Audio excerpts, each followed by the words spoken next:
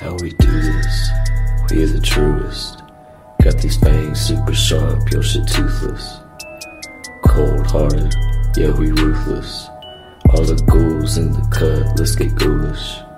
In the graveyard, acting foolish. Finna dance with the devil to no music. Cold-hearted, yeah we ruthless. All the ghouls in the cut, let's get ghoulish.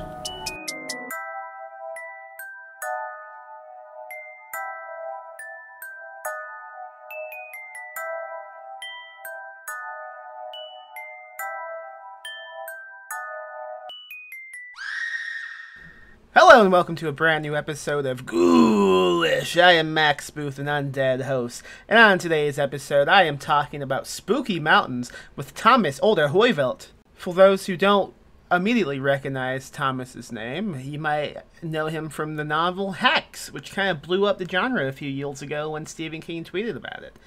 Well, he has a new book out in the English language, finally, and it's called Echo, and it's about guy who's climbing a mountain and then things happen to him. Not going to spoil much in this intro. We do talk a bit more about the plot in the actual episode of the podcast. So stick around, stay tuned for a fun conversation. We're talking about Echo. We're talking about the logistics of mountain climbing because Thomas also climbs mountains in real life. So I have him walk through what it's like to climb one. I have him talk about classic mountain fighting. And many other fun mountain-related anecdotes and anything he can tell me, really, about mountains and the spookiness of mountains. He also talks about his next novel coming out in the English language at the end of the episode, so if you're curious about what's next after Echo, I guess, this is the podcast to listen to. I find the details you want to know. I round up the news, the spooky news, for you and your friends, possibly your family as well. I don't know. I have nothing else to say, so I'm just going to get right into the episode. Oh, well, besides, I run a small press. It's called Ghoulish Books. So go to ghoulishbooks.com if you want to pick up some spooky reads. My new novel, Maggot Screaming, is also available at Ghoulish Books. If you pre-order a copy directly from the website, I will sign it. So that's fun, right? I hope so. Maggot Screaming. Available at Ghoulish Books. Now, here's my conversation with Thomas about mountains. Go read his new book, Echo. Available now.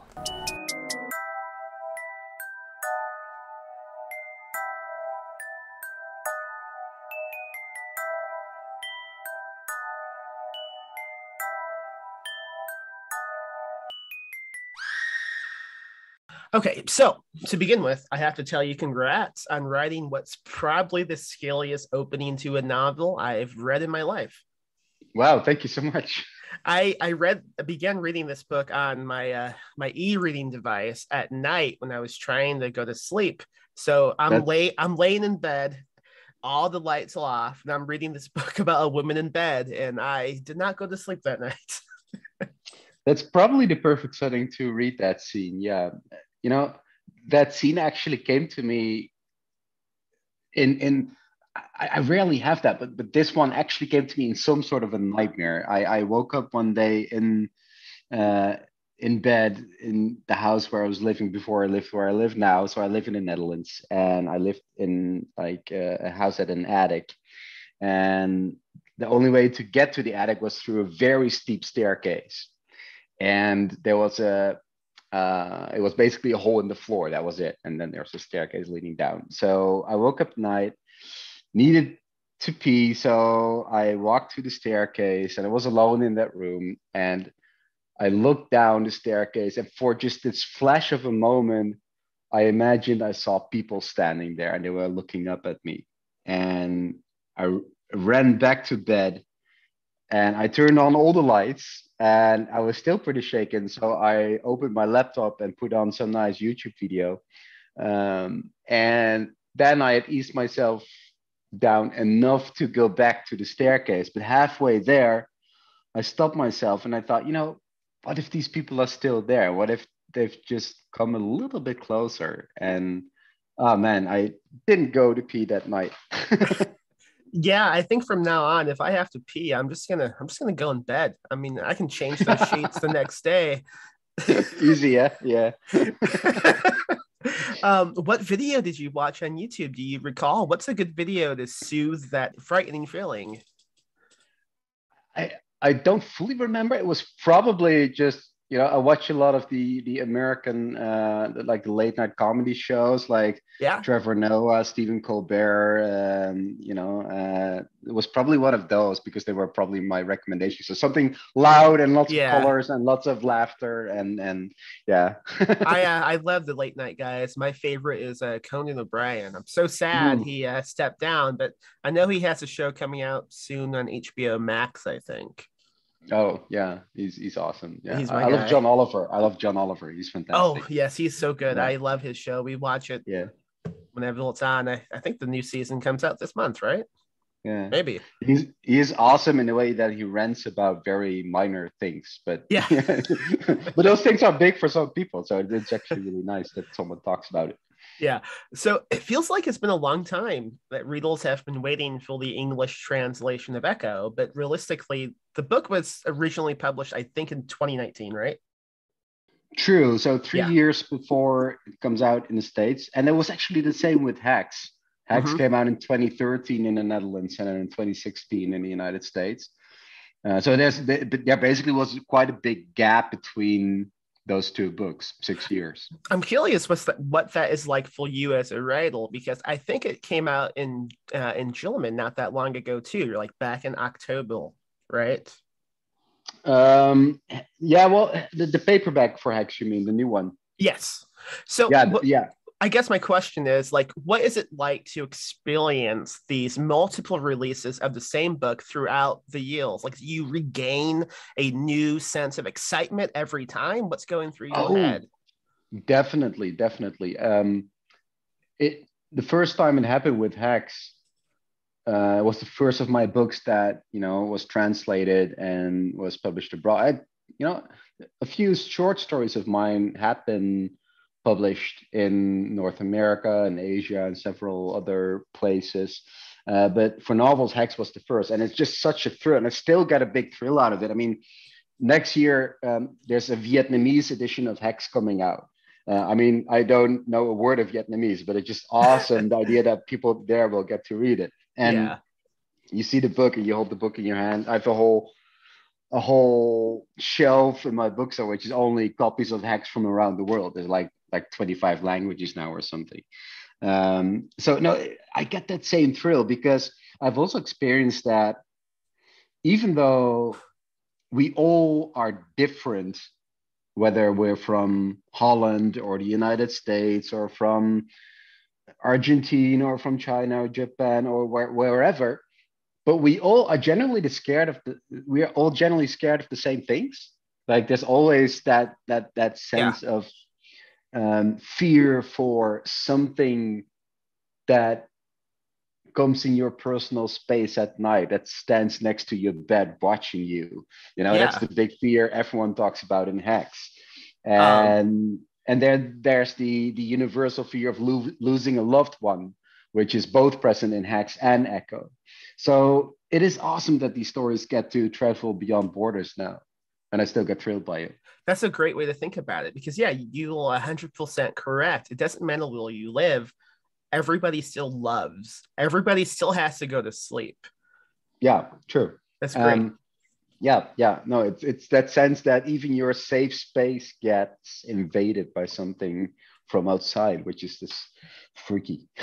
It's pretty freaky, and Echo is pretty freaky. For those who don't know about it, listening right now, can you give them like a brief pitch of what it's about? Yeah, so the way Hex was my, modern play on the witchcraft story, Echo is my modern play in the possession story. I love possession stories. I mean, The Exorcist is the quintessential, possession story. But there's always that religious counterpart to possession stories. There's always the church, and there's always the demon or the devil, and then there's the priest coming to exorcise. Echo is about a guy who's possessed by a force of nature, by a mountain. It's about a mountaineer who has a horrible accident up in the Swiss Alps. His climbing buddy is missing, presumed dead. He comes down in a coma. His face is wrapped in bandages.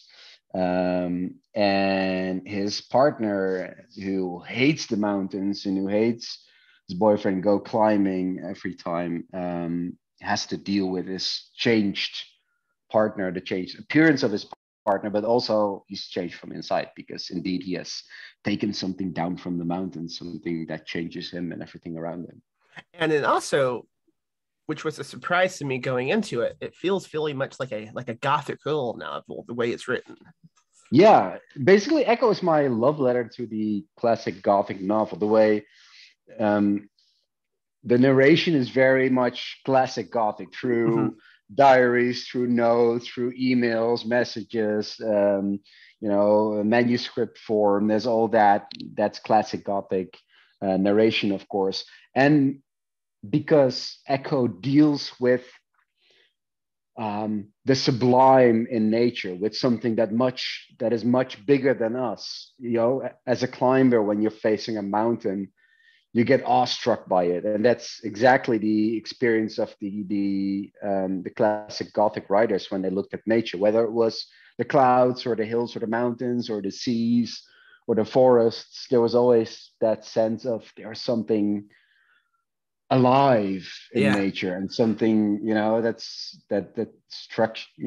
just strikes you with awe. And so therefore I thought it was a cool idea to name every chapter in Echo after one of the classics in both classic and modern Gothic.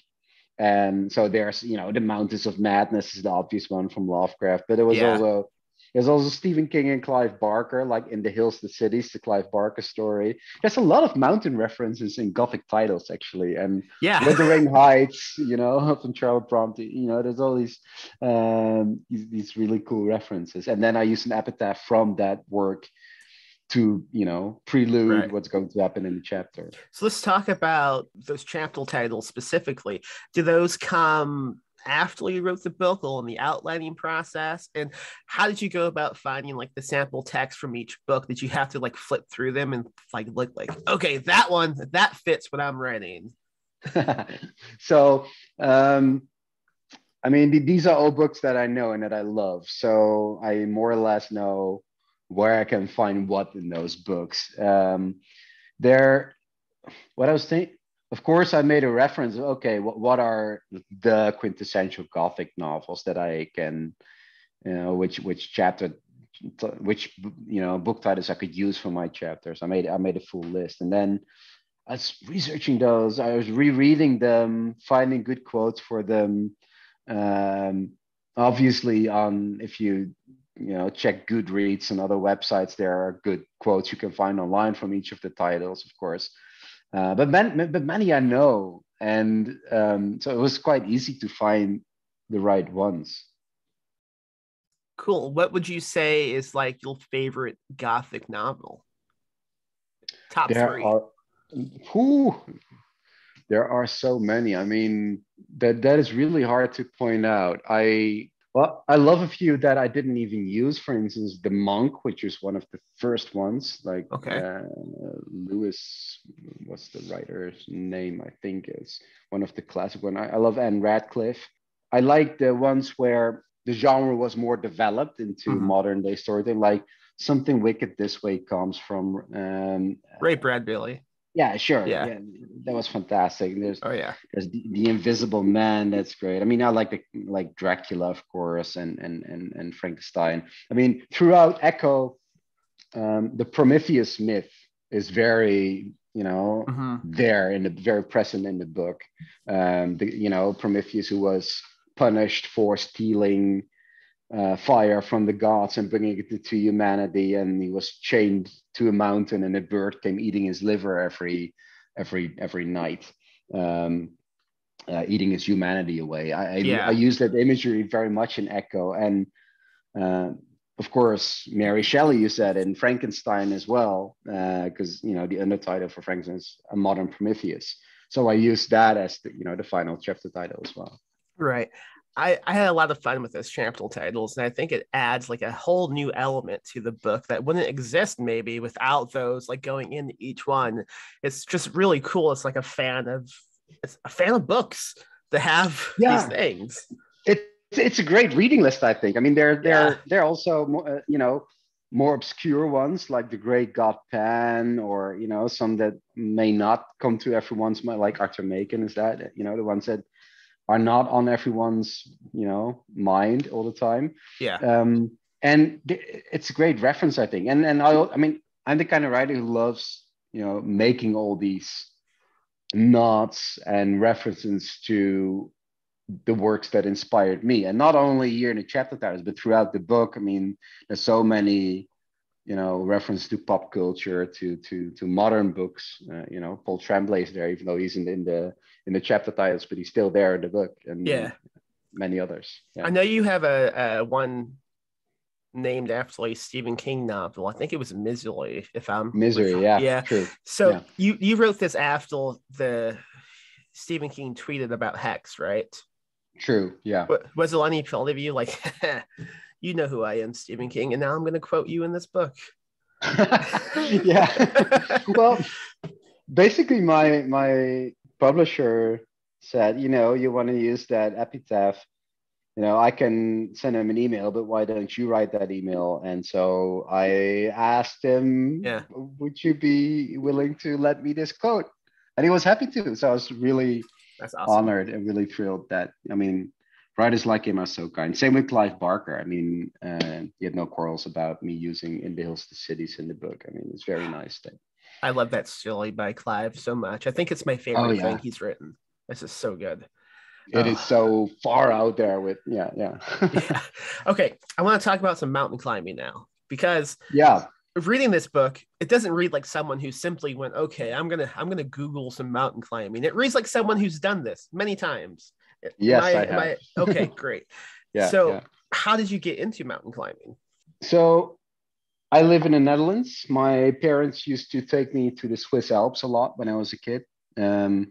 And quite early on, I mean, we hiked in the Alps, and the Alps are a bit more rugged than the Rocky Mountains. They are more, it's more like the Canadian Rockies. There's more glaciers and more inaccessible terrain. Basically, there's no trails leading to the high summits.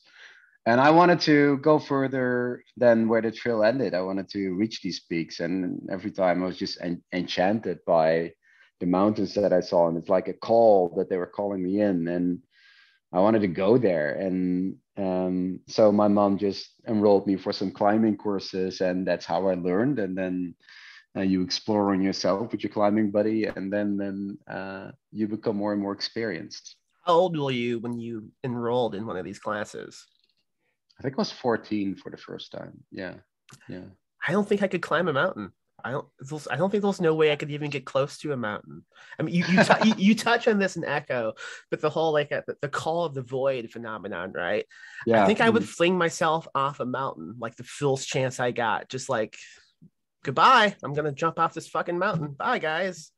There is a scene in Echo where it's in the beginning of the book, where our main character climbs a mountain in Switzerland with his climbing buddy. And it's a mountain that I have climbed in reality. It's the exact same mountain. That's not fictional. It's real.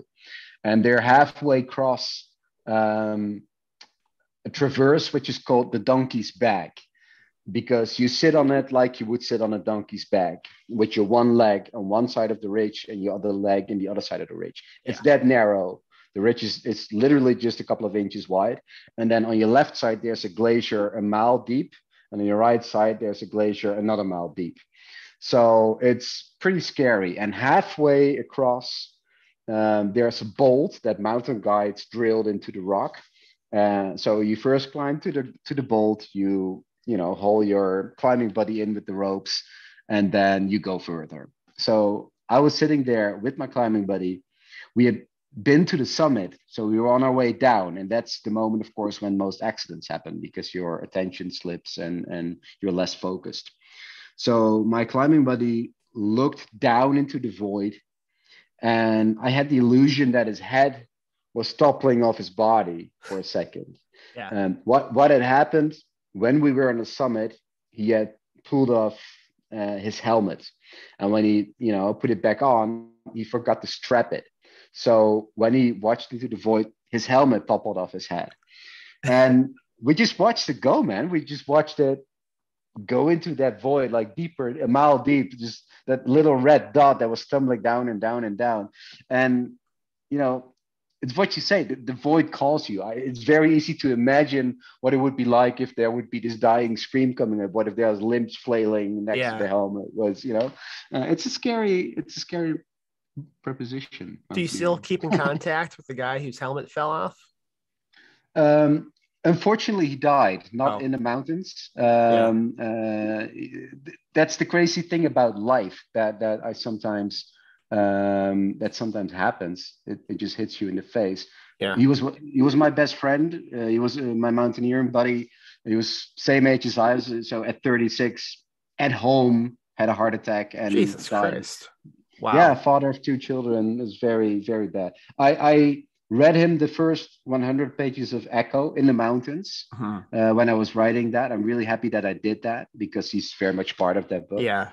I dedicated the book to him, actually. But yeah, that's how life sometimes plays. When you go to all these dangerous places and you make it back safely, and then it happens at home, Life is really strange. It is. You do such a great job in the book of running through like the logistics of climbing a mountain. And I'm wondering if you can give the listeners like maybe a brief breakdown of what goes into climbing one. Like, okay, I'm going to climb this mountain. Here's what I'm going to do. This is what I need to do to prepare. And maybe this is what I can expect to happen, but maybe not. Yeah, there's always a certain risk factor in the mountains that you can calculate and that you can safely plan around. You look at the weather, you look at the safe routes or the challenging routes, but what are the safest way to approach the challenging routes? You look at the right season. So you go in dry spells, you go when it hasn't snowed for a while so that no avalanches can hit you. There's all those things you can take into account and plan for it. When you set out in the Alps to climb a mountain, it's usually 2 or 3 day expedition. So the walk in to a bivouac or a cabin, and then there's the climbing day, and then there's the walk out, basically. Now, there are a lot of factors that you cannot take into account, and that's the scary part, actually. Often, when I'm in the mountains, I climb a peak, you feel completely in control, you feel completely safe. You come back in the valley, and you look at the police website for Switzerland where they list the accidents that happened. And sometimes you see, that particular mountain that I climbed today, just a week earlier, 2 people set out and they died up there. Wow. And that is always a scary thing when you realize, those 2 people didn't set out to die that day. They set out just like we did, and they had planned to come back as well. And that makes it very, hitting it close to home, basically, because you start realizing what you do. And that's what Echo deals about as well. I mean, there are things in the mountains that you cannot control beyond all the supernatural stuff that happens in Echo, obviously. Right. But more than the climber story, I always sensed Echo is the climber's partner story, because in the book, he's the one who stays at home. He hates the mountains. He hates it when Nick goes climbing and when he has to wait in fear for him to come back. Have you experienced that in real life? Like, have you had partners who are like, don't climb that mountain, Thomas, don't do that? Yeah, I have. I am pretty sensible about the choices that I make in the mountains. I'm not someone who, tries to push it to the farthest limits, if you will. My climbing buddy and I, the one who died, we always called ourselves 2 sensitive guys in the mountains because we used to turn back more often than we would reach a summit because we always wanted to make the safe choice, which is probably wise, and which is probably why we're still there. I'm very happy that we were. But yeah, I mean, I am now in a long-term relationship. Been in a relationship for 8 years, and my partner doesn't like it when I go climbing. Have they gone climbing? And a little bit, not too much. No, Okay. no. So he doesn't really, he's not the same kind of mountaineer as I am. No, Yeah. but and I understand that because it's you make a choice what you are setting out to do, and there are risk factors there. So Right. I noticed that in myself that my ambitions to climb the most challenging peaks in the Alps or in Alaska or in Peru or so have diminished a little bit over the years. I'm curious if your Piltnell has read Echo and if if that has like affected him at all, like his thoughts on you climbing in the future. Like, no. Not he honestly he hasn't because not so much because of the climbing stuff because he hates horror fiction. He That's he, okay. doesn't- he cannot stand it. No. I'm just Which is imagining him reading the opening of the book now and just like, why do you do this? he once attended a public reading where I actually read the Oh opening and no. he said, "Oh man, I hate you so much. I'm not coming home with you now." That's really funny. What is it like when you get to the top of the mountain? Like, can you walk me through what that experience is like? Because I'm never Yeah. going to be on top of a mountain. I'm not even going I to be at the mean, bottom of one. yeah, no, no. So I told you something about the dangers of climbing, but there's also why do I do it? Because there's a sheer beauty in it. A mountain feels like it has a soul in it. Gurus and monks and seers have gone up to mountains and experienced some kind of divine interpretation to what they've experienced. But you don't have to be a seer to experience that. As a climber, you touch base with the life in rock and ice every time you go there. Um, it's like every mountain has a different soul. So some are very welcoming, others are very hostile in a sense, and they don't let you in. And you can explain that with, this is of course your human interpretation of being confronted with nature, which is so much bigger than you and so much more strong than you are. But the idea of echo came when I experienced that myself, that there is life in the rock and the ice and mountains. And when you reach that summit, it is such a fantastic feeling that you not only conquered that mountain, but you become one with it. Basically, you are after this enormous challenge, you are the highest point for miles around. You have the sense that you're the only one in the world who's ever been in that particular place. It's a very intimate experience with you in the mountain. Um, and of course, also, whenever you pick up that summit rock or that little bit of snow of the summit, and then I put it in a bottle, and at home I put it in a glass bottle, so it melts, and I put an etiquette on it, which mountain it is. So it's like a keepsake. How many of those do you have? Oh, many. I got about like 30 or 40 or something. Yeah. Wow.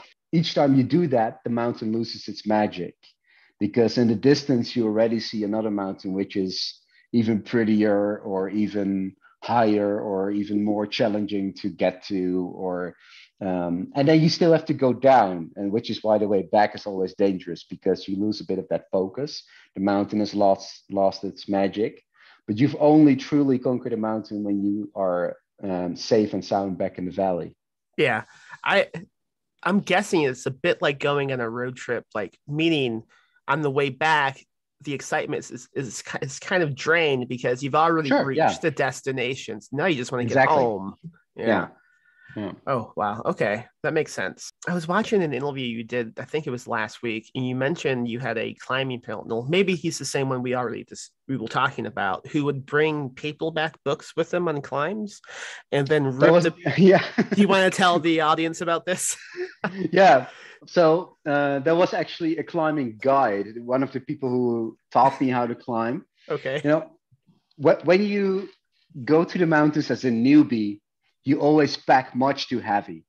You have your backpack on, and there you put your clothes in it, your food in it, and if if you see newbies climb, or lowlanders like myself climb, the backpacks are always big. If you look at what the mountain guides are wearing, very very, compact backpacks, very lightweight, because they weigh every single ounce that they put on their back. They're so experienced in deciding what can go and what can stay in the valley. So there was this one guide who used to bring a pocketbook to read something for the nights in the cabin or in the bivouac.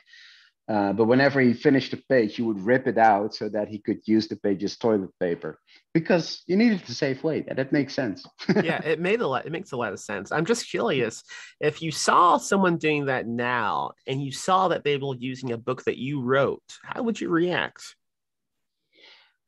I would think that I would be enough honored that they are willing to bring my book up there to, I could laugh about that. See, definitely. This is a classic difference with the countries we live in, because I think in America, an American would view that as like a challenge. Like they would think, oh, so you want to do like a classic mountain fight. I assume there's lots of fights in mountains. Fights? Why? Yeah, like fist fights in mountains. No, that's not a thing. I have never experienced that. No, okay. No. Okay. I guess No. I have different ideas of what happens in mountains. That's okay though. Yeah, no. Once you're above a certain altitude, everyone is there with the same goal, climbing that mountain, because you have to be experienced to get there.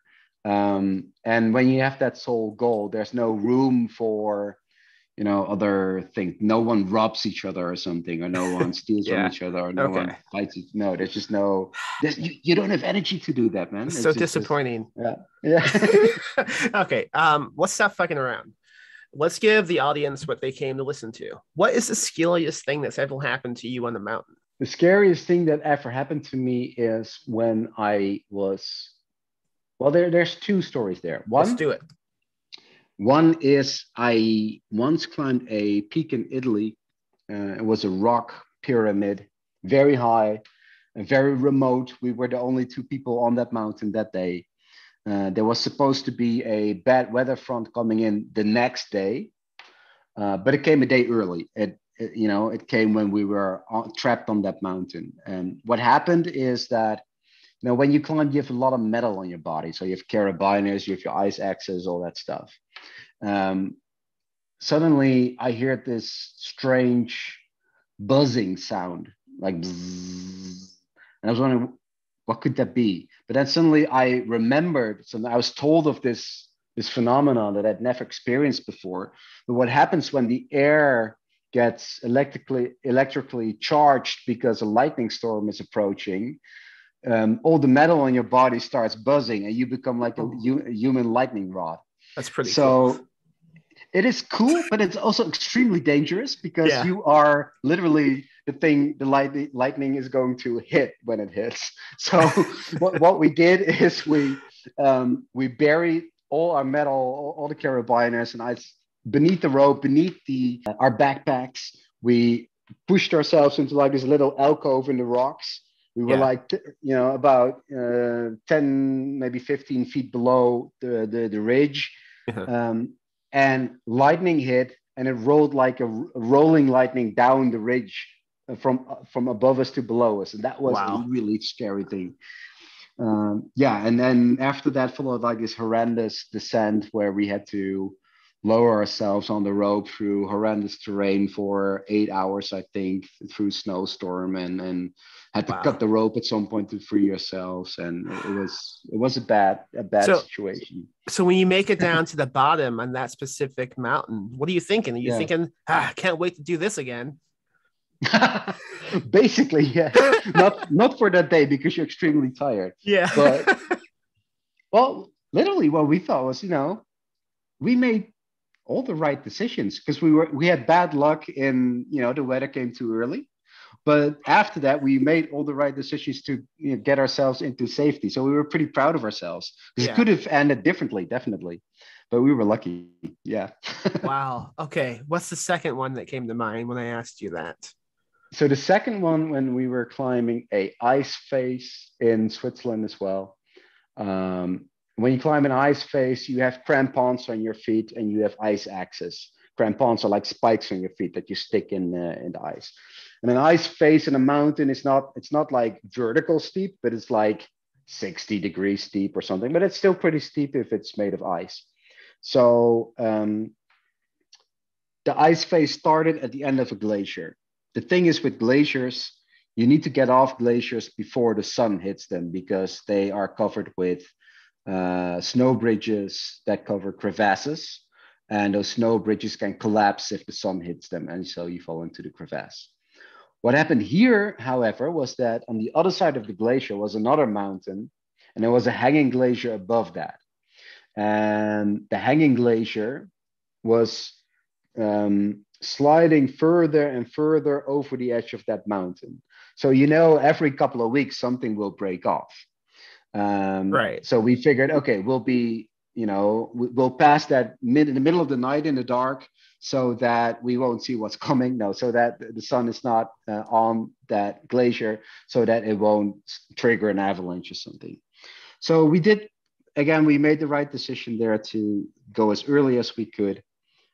We passed the glacier, crossed it, saw those overhanging glaciers on top of us, went into our ice face, and about 20 minutes into the ice face, so we were still very much low on the mountain, the entire glacier on the opposite side just broke off and came down in this whirring avalanche, covering the tracks where we'd been just like 30 minutes earlier. Wow. So that was pretty freaky. Yeah, I imagine so. Wow. You're doing a great job of like convincing my audience never to climb a mountain. What a public duty. Oh yeah, no, definitely. And then there's all the stuff that, you know, happens after you die, of course, because one of the mountain guides who taught me how to climb told me a story that when people fall in the mountains, which happens, yeah, when the guides or the chopper finds them, they often find them with their eyes missing. And I asked, why is that? And he said, well, because the birds find them first, and the birds like the soft parts. So they like the soft parts. What a disturbing sentence. Oh, have you discovered anything like strange or spooky about climbing mountains? Like, do you find things just laying around that other people have dropped or left behind? Not so much. No. I mean, nature is just so vast. And so you don't really see a lot of traces of other people when you're up there. Have you found like a body at all? No. That's good. I mean, for that, you would need to climb on, you know, the extreme mountains of the world, like in the Himalayas or something. And then in the Alps, they're pretty accessible for the choppers, at least, you know. So whenever people have accidents, the rescuers come to take them out, basically. Right. And when they're lucky, they are alive. And if not, then it's a body bag, basically. Yeah. Okay. Do you have like a dream mountain you haven't climbed, but like one day you want to get to that?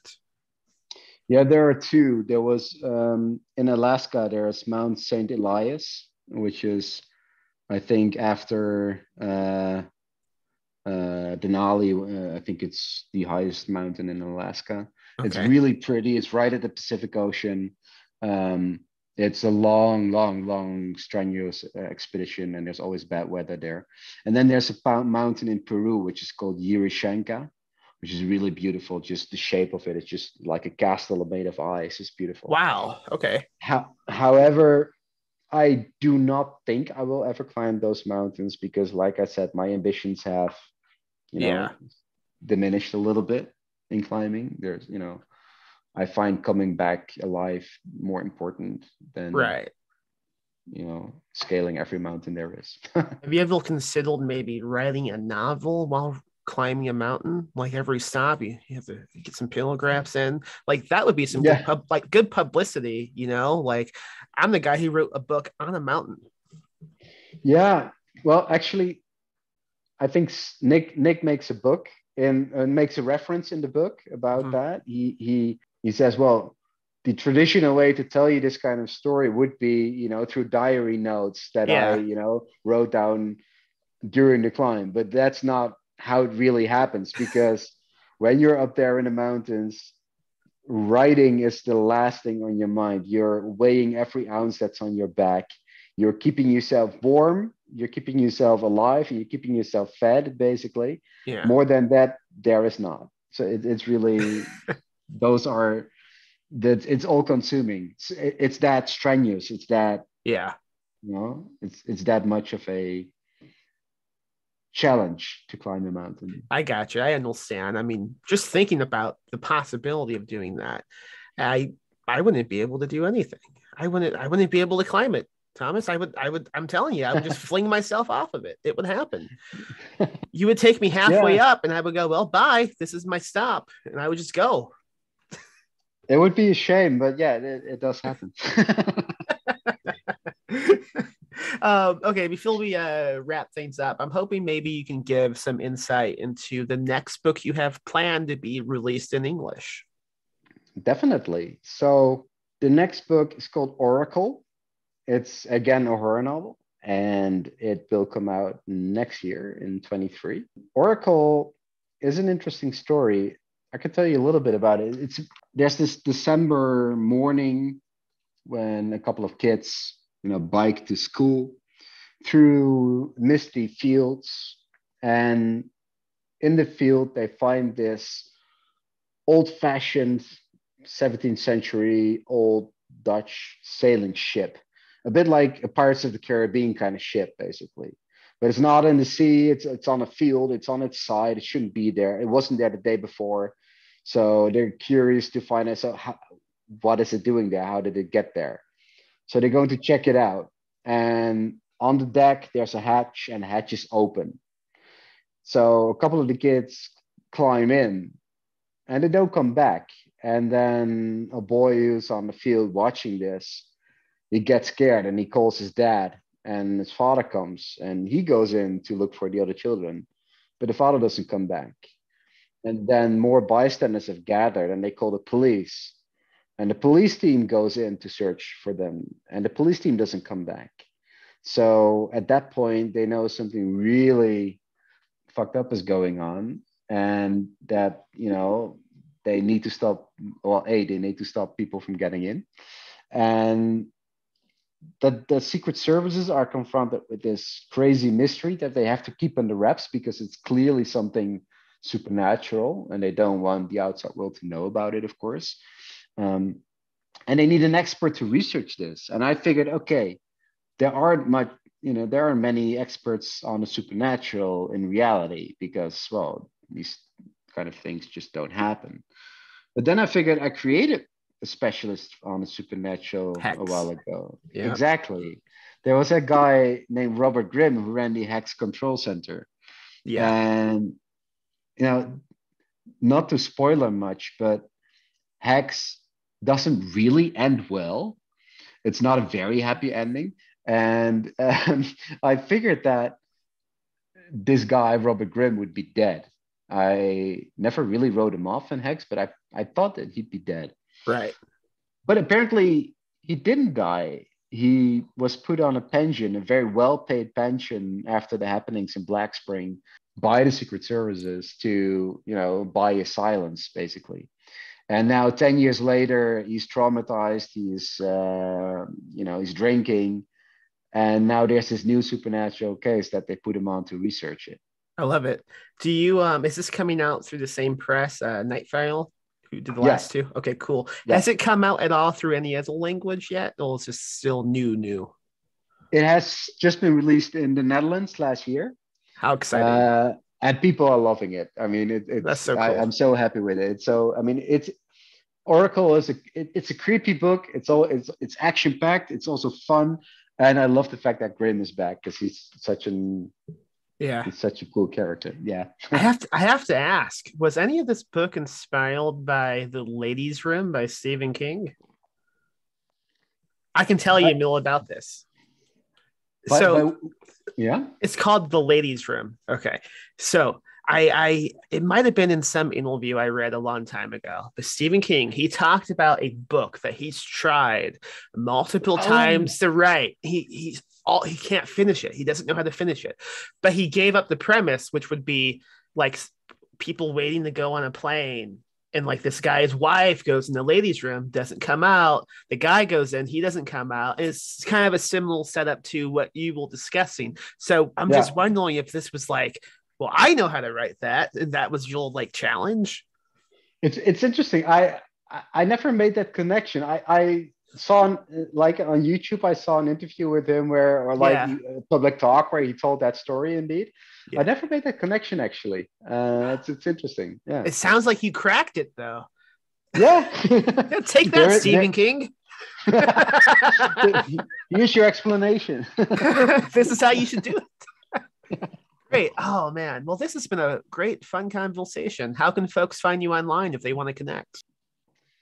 Mostly through Instagram, Thomas Olde Heuvelt. They can find me through Facebook, Twitter. And basically, if you look for my name, you find me anywhere.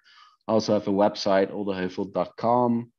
I even have, I sell signed books and personally dedicated books through my website in the oldeheuvelt.com shop. So if people like that, then that is a possibility. I might actually come to the States later this year. Oh, yeah? To sign some books. Yeah. Cool. Come to Texas. You're in Texas. I'm in San Antonio, yeah. I would love to see I was in San Antonio a couple of years ago. Well, it's been a while, like 9 years, 2013. Okay. It was, I think it was the Worldcon that was there back then. Yeah, I missed that one because I didn't know it was happening. But yeah. Well, there you go. Yeah. That was great. It's a great city. Yeah, I hope you come back. I would love to see you. This has been great. Definitely. Thank you for doing this. I can't wait for the next book. Sounds so cool. Thank you for having me. Yeah, I hope you love it.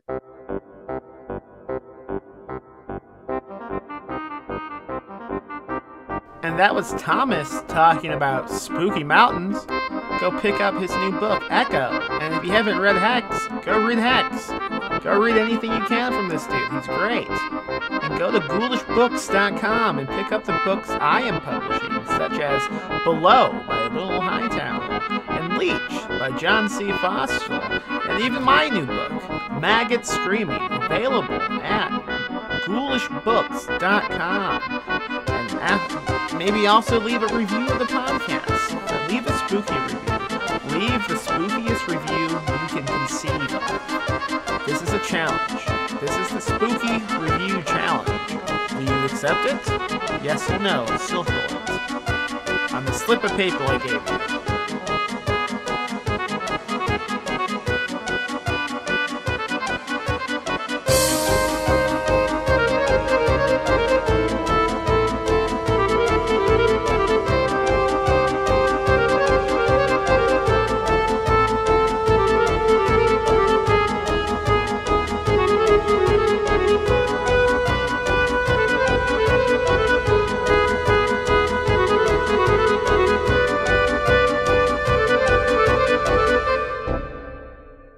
Live spooky, die spooky. Rest in peace, Mac.